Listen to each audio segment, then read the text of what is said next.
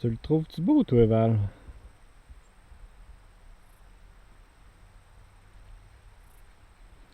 C'est. C'est jaune. C'est. Tu sais, toi, Alex, t'aimes ça acheter des choses, hein, mais tu sais, c'est tout le temps des belles choses, full techno, full neuf à jour de l'année. Mais là, c'est pas ça. Va falloir que tu nous expliques qu'est-ce qui s'est passé. Ah, regardez ça. Qu'est-ce que c'est ça? It's a brand new car! Un Aztèque jaune! Laissez-moi vous expliquer l'histoire qui nous a menés vers cette drôle d'achat-là. On était à Terre-Neuve, puis je suis tombé sur une publication du journaliste automobile Antoine Joubert qui partageait l'annonce que son fameux Aztèque jaune qu'il avait retapé dans le cadre de l'émission Rouler au suivant était disponible sur Marketplace. Fait que là, je suis allé voir les annonces, l'annonce avec les photos puis tout ça, puis je me suis dit, il y a tellement quelque chose à faire avec ce véhicule-là, le Pontiac Aztèque, qui est reconnu comme étant une des voitures les plus laides de toute l'histoire de l'automobile. Peut-être la voiture qui a fait mourir la marque Pontiac parce que ça s'est tellement pas vendu comme il l'espérait. Mais en même temps, une voiture qui était super futuriste, moderne pour l'époque, avec un look qui aujourd'hui paraît moins pire que dans le temps. Son devant avec ses lumières séparées en deux morceaux qui à l'époque faisait très futuriste mais vraiment pas très beau. Mais aujourd'hui, on voit beaucoup de véhicules modernes qui ont ce style de devant-là aussi, avec les bumpers en plastique noir qui anciennement étaient toute la portion noire dans les premières années. Tout le bas de porte était noir. C'était pas très très joli à l'époque, mais le concept était malade. Il était tellement intéressant. J'ai l'impression qu'aujourd'hui, Pontiac referait un Aztèque 2023. Puis je pense que ça serait hyper populaire parce qu'avec toute la montée de la van life, du camping, de l'overland, c'était comme un véhicule qui est né avant son temps puis qui n'était pas apprécié à la hauteur de tout le travail qu'il avait mis dans ce véhicule-là à l'époque.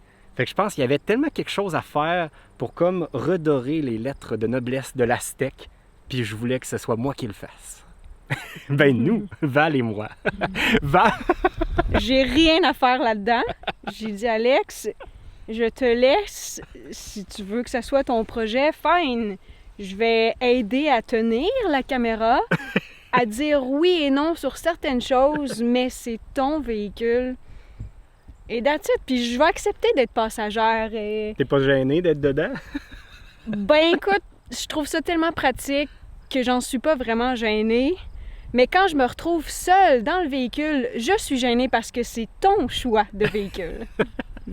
Je vais vous faire la petite tournée du propriétaire parce qu'il y a des petits détails que même moi qui étais un grand fan de l'Aztèque, j'étais même pas au courant parce que j'en ai... En fait, la seule personne que je connais, c'est le père de mon ami Hubert qui en avait un, mais j'avais jamais eu l'occasion vraiment de le visiter puis de voir en détail. Mais il y a vraiment des petits détails axés sur le camping vraiment cool que je ne savais même pas. Premièrement, à l'intérieur, la console entre les deux bancs, c'est une glacière qu'on peut sortir et amener avec nous à la plage ou au parc ou à l'endroit où on va aller se promener pour la journée. Fait que quand tu es installé comme ça a juste l'air d'une console normale qu'on peut ouvrir avec notre rangement traditionnel. Mais quand on lève la poignée ici, poup, on peut sortir avec. Et là, on a une glacière qu'on peut remplir avec tout ce qu'on veut. On a même au fond un rack à cassette et à CD. Puis si on l'enlève, ben là, ça devient vraiment une glacière. Quand même un détail très cool, avec même le petit logo de Pontiac qui sert justement de le positionner en place pour pas que ça bouge dans le véhicule. Fait que tout était pensé avec le petit logo Aztèque dessus. Puis ben le dessus ben, sert à mettre notre téléphone pendant qu'on roule. Même si à l'époque, en 2003, je suis pas sûr qu'il y avait beaucoup de monde qui avait des téléphones cellulaires. On a un intérieur qui était futuriste pour l'époque, un peu daté aujourd'hui. Tout est très plastique à l'intérieur. Il y a les bouches d'aération rondes comme ça qui se promènent dans toutes les directions et qui vont quand même très bien. On a le chauffage et l'air climatisé qui sont en deux zones, donc on peut choisir chacun notre température, donc quand même pas mal pour 2003. On a un toit ouvrant qui, depuis que je possède le véhicule, cause des fuites énormes à l'intérieur du véhicule. On peut voir que le toit est comme tout, le revêtement du plafond est tout taché Fait qu'il va falloir remédier à ça. En fait, moi, j'ai déjà trouvé la solution pour les infiltrations d'eau, mais là, il va falloir essayer de nettoyer le toit qui a tout été sali par les infiltrations d'eau. Les bancs, ben, ils n'étaient pas en si mauvais état que ça, mais le banc du conducteur, on pouvait voir qu'il y avait assez d'usure dessus, puis je voulais pas l'empirer. Fait que là, pour l'instant, on a mis des petits couvre-sièges pour les protéger. Puis on a nos petits accote-bras comme ça pour le confort. Les bancs, c'est vraiment comme des divans, là. On se sent comme si on était dans un lazy boy. C'est très très mou avec très peu de support. Fait que je suis pas certain que ça va être très très confortable pour des 8 heures de route, là, mettons. Ça va être vraiment plus axé pour des petits week-ends, j'ai l'impression, ce véhicule-là. Par contre, les bancs arrière, on peut vraiment voir qu'ils ont très peu été utilisés. Ils sont pas sales, puis ils ont un soutien, Alex. Ils ont un bon support. Chose très différente du banc passager. Puis encore pire, celui conducteur. Conducteur, là, j'ai l'impression de m'enfoncer là, quand je conduis. Mais puis c'est des bancs qui se replient. Puis ils sont super beaux. Là. Il y a plein de poils de Monsieur Bond parce qu'on s'entend que ça va partout. Là, mais ils sont vraiment propres. Avec les petits accents là, de genre de camouflage ou... Je sais pas c'est quel genre de pattern, mais c'est rétro et pas si laid. C'est pas si laid. Non, c'est quand même beau. C'est pas si laid. Pour l'époque. Côté technologie, c'est là qu'on voit qu'on est en 2003 parce qu'on a encore le radio avec la cassette et le CD. Puis ça marche. Le son est quand même étonnamment très bon parce que c'était un système de son Pioneer avec beaucoup de caisses de son. Il y en a 2 dans le coffre, il y en a dans les portes, il y en a un petit peu partout dans le véhicule. Fait que le son est surprenamment très bon. Puis, vous remarquez peut-être dans la fenêtre le Garmin Thread Overland qui, lui, n'était pas là au moment de l'achat du véhicule, qui vaut presque le même prix que le véhicule vaut en tant que tel, qui va être le système, qui va être l'ordinateur de bord, qui va être vraiment toute la technologie du véhicule va se retrouver là-dedans éventuellement. Donc là, présentement, je suis en test. Je vous en parlerai peut-être dans une prochaine vidéo en détail de cet appareil-là. Au niveau de l'esthétique extérieure du véhicule, c'est là qu'on voit que pendant l'émission d'Antoine Joubert, ils ont mis beaucoup d'énergie là-dessus parce que la carrosserie est quand même en super bon état. Le véhicule, il a l'air d'un neuf pratiquement. Je suis allé à un restaurant l'autre fois, puis il y avait un monsieur qui le regardait puis qui pensait que c'était un nouveau modèle, alors que c'est un modèle qui a plus de 20 ans. Les roues ont toutes été refaites à neuf. La peinture a été vraiment très bien polie, très peu de défauts, très peu de bosses. Il est vraiment en super bon état là-dessus. Mais ce que j'ai peur un peu, c'est que toutes les bas de caisse sont toutes recouvertes de gros panneaux de plastique. Il est vraiment séparé comme en 2 parties. Là. Toute la partie du bas, c'est des plastiques qui recouvrent ça. Et j'ai l'impression qu'il y a probablement des belles surprises qui nous attendent un peu en dessous de ces morceaux-là. J'ai l'impression qu'il y a beaucoup de rouille qui se cachent en dessous des plastiques. Donc ça, on va devoir le découvrir puis essayer de le réparer le mieux qu'on peut. Mais il faut dire que de l'extérieur, il a l'air en très bon état. Déjà, sans même avoir démanché aucun plastique, on peut voir ici, là, déjà entre la porte et l'aile, qu'il y a déjà de la rouille là, qui se trouve derrière le plastique. Fait que j'ai l'impression que si on enlève ça, ça doit être un petit peu mou à l'arrière. Fait qu'il va falloir faire un peu de travail là-dessus.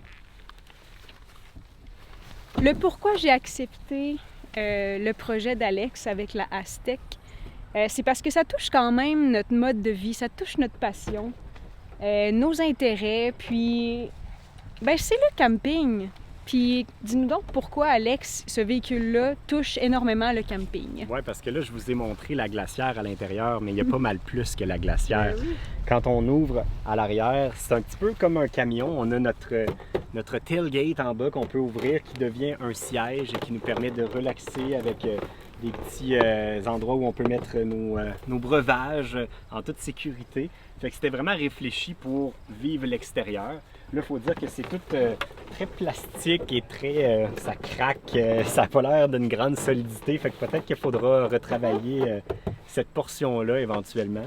Étant donné qu'on a la tailgate ici, ça ne nous donne pas beaucoup d'espace pour réussir à aller chercher des items dans le coffre. Fait qu'il avait quand même réfléchi à ça avec un grand tray comme ça qu'on peut sortir, qui nous donne accès à du rangement et au morceau le plus important de l'Aztec. Pour ceux qui ne connaissent pas le modèle, ça venait avec la tente de l'Aztec qui est en très bon état. Je l'ai ouvert, puis j'ai regardé, je l'ai nettoyé parce qu'elle était un peu sale. Mais je ne l'ai pas encore essayé sur le véhicule, puis je suis bien curieux de le faire. Je pense qu'on va le faire là, Val. On essaye de ça?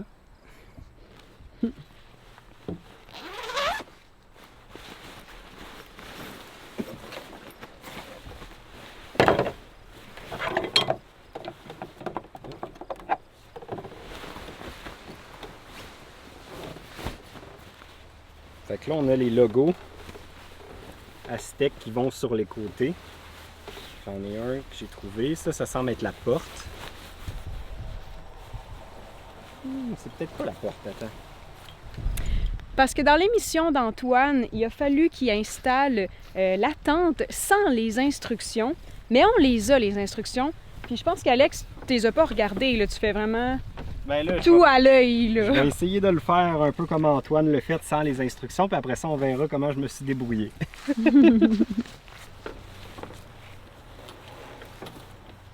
Je sais comme pas à quel point elle s'envole loin sur le véhicule. Et puis ça s'accroche où? Je pense que je suis pas pire là. Il va me manquer le poteau en avant. Je pensais qu'ils étaient brisés les poteaux, mais ils sont faits avec une courbe de même.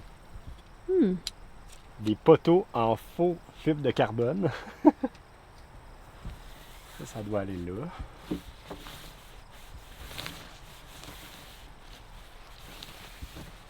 Probablement d'un poteau courbé à l'autre. Ok.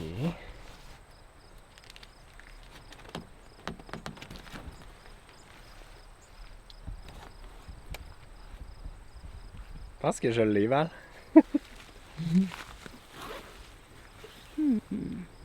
Mais où les roues, c'est mal installé, pense. Tu penses? Oui. Ok, ouais. Mes attaches, moi je les ai mis sur le bas de caisse, mais c'est comme en arrière. Il y aurait comme 2 points d'attachement. Ça serait pas ici, mais plutôt comme là. Puis lui ici, ça serait pas là, mais dans le rond qui est là. Il y a quelque chose qui fonctionne pas à l'intérieur parce que tes fenêtres sont toutes étirées. Ouais, ben, Puis, là, ça dit. Oui, c'est ça, il manque comme des morceaux à l'intérieur. To support the strut. J'ai peut-être des morceaux là-dedans. Non. Assurément, il nous manque des items, comme le matelas gonflable. Ça, on n'en a pas. Ça venait avec. Après ça, on n'a pas... Je pense qu'il y a des morceaux qui viennent ou les haillons arrière, comme ça, pour éviter que le panneau se lève au complet. Ce qui donne le résultat que nos fenêtres sont hyper étirées et inutilisables. C'est pas parfait, mais l'image à la fin est vraiment drôle. On vient ici. Regarde, la fenêtre là est trop haute. Ça marche pas, ça. C'est ça, le haillon, il devrait... Ouais, le haillon, il faudrait qu'il soit plus bas. Puis là, ça nous donnerait un angle qui aurait plus de bon sens. S'il était à peu près comme ça. Mm. Mais bon, on s'entend que c'est quand même pas si pire. Ben, en fait, le concept initial de l'Aztec, c'était de replier les bancs là-bas. Puis là, ça nous fait comme une surface plate, jusqu'ici, avec un matelas gonflable. Puis là, on referme la tente, puis on peut dormir avec notre tête qui est comme surélevée grâce à la tailgate ici en arrière. Mais nous, je pense pas que c'est ça qu'on va faire. Moi, je pense que le but, ça va être de créer ce que Pontiac aurait dû faire pour que ce soit vraiment le véhicule de voyage ultime, puis de corriger les petites erreurs, parce que là, c'est pas l'idéal de devoir monter cette tente-là à chaque fois. Moi, je pense que la tente, c'est cool comme concept pour se donner un peu plus d'espace puis un peu plus de luminosité, mais je pense pas qu'on va monter ça à tous les soirs. C'est quand même... Mais malgré que si tu sais comment la monter, c'est pas si long. Mais reste que c'est quand même toute une opération pareil. Puis même après lavage, t'as les mains bien noires. Ouais, c'est ça, je l'avais lavé, mais elle est encore très sale. Fait qu'il va falloir, je pense qu'une fois montée, par exemple, ça va être plus facile de la laver que moi je l'avais montée à terre pour juste la nettoyer auparavant. Mais si on baisse les bancs, ça fait quand même un bel espace. Là.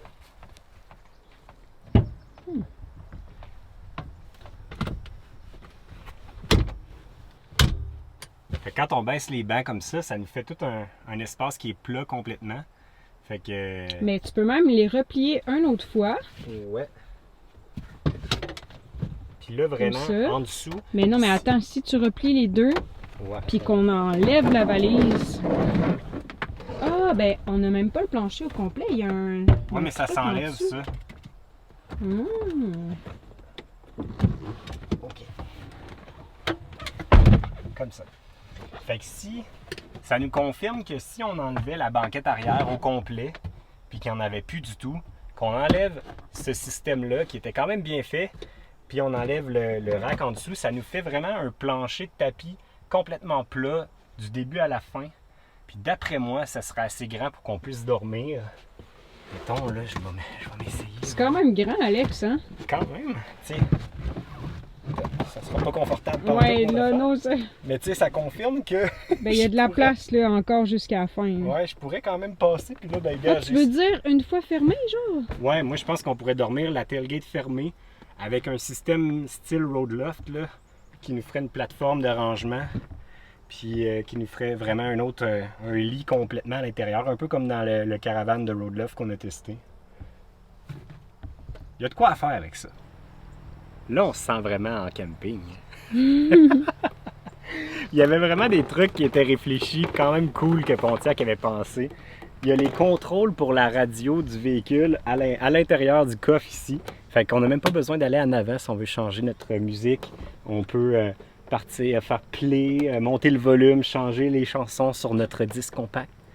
On a une petite prise de lighter ici. Puis, il y avait une option avec suspension à air que ce véhicule-là n'a pas.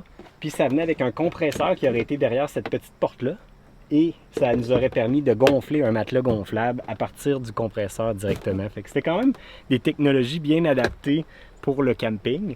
Moi, j'ai pas toutes les options sur ce véhicule-là, mais c'est quand même un véhicule qui est all-wheel drive avec le système Versatrack de l'époque. Puis là, je pense qu'on a plusieurs enjeux mécaniques. Parce que là, quand on l'a acheté, on était à Terre-Neuve, on ne l'a pas vu, on n'a pas pu le tester. Puis la vendeuse nous avait dit qu'il n'y avait aucun problème mécanique. Mais malheureusement, on se rend compte qu'il y en a plusieurs. Fait qu'on a des problèmes, je pense, avec le système Versatrack parce qu'il ne semble pas fonctionner. Puis on a comme un icône d'anomalie qui nous sort dans l'écran. On a des problèmes avec l'échappement, on a des pertes au niveau du système d'échappement à plusieurs endroits. On a de la misère avec la transmission, peut-être même le driving shaft qui est problématique. Fait qu'on a quand même des bonnes réparations à venir sur ce véhicule-là. Mais je pense qu'il faut le voir un peu comme un projet d'auto de collection, là, même si c'est peut-être pas, c'est pas un Challenger 73, là, c'est pas un beau véhicule de collection de même. C'est vraiment un véhicule unique en son genre. Il y en a très peu qui restent encore sur la route. La plupart sont rendus à la scrap. Fait que nous, on va essayer d'en rescaper un puis de le garder sur la route le plus longtemps possible. Mais l'affaire, c'est qu'on sait pas vraiment qu'est-ce qu'on va faire avec ça. Ben, je pense que M. Bond est rendu assez vieux pour que ce soit son propre véhicule. Ça pourrait être la niche roulante. C'est la nouvelle niche de Monsieur Bond. On sait pas vraiment, mais on sait qu'il y a plusieurs options. Je pense que c'est le temps qui va nous le dire. Je pense que c'est la destination qui va nous le dire si on l'utilise pour nous, pour faire un petit road trip, l'essayer. Ben là, pour l'instant, ça nous sert bien de deuxième véhicule quand soit notre camion est en réparation ou quand il est stationné puis qu'on veut juste faire une petite commission rapide. Mais Fait là, que ça... on veut juste pas que ce soit un simple véhicule, Alex. Non, ça sera pas juste ça. Mais pour l'instant, il est pratique pour ça. Mais éventuellement, peut-être qu'une fois qu'il sera tout aménagé puis tout équipé, peut-être qu'on va le mettre en location pour que vous puissiez le tester puis l'essayer, partir avec. Peut-être que nous-mêmes, ça va éventuellement devenir notre premier véhicule puis que ça va être avec lui qu'on va vivre nos aventures. Peut-être qu'on va l'amener au Mexique voir les Aztèques, les vrais. Alex. Je sais pas qu'est-ce qu'on va faire avec, mais il y a assurément quelque chose à faire avec. Fait que on va le découvrir avec vous. Si vous avez des idées ou des suggestions de choses que vous aimeriez qu'on fasse avec, ben n'hésitez pas à le faire dans les commentaires. Ou si vous avez des idées aussi de comment on pourrait l'aménager puis l'optimiser au maximum puis corriger les erreurs du passé de Pontiac. C'est un projet ouvert. C'est ça, c'est un projet ouvert puis on va vous amener avec nous là-dedans puis on veut que vous collaboriez avec nous là-dedans. Fait que merci à tous d'avoir été à l'écoute puis nous autres on se dit à la prochaine. Bye! Bye!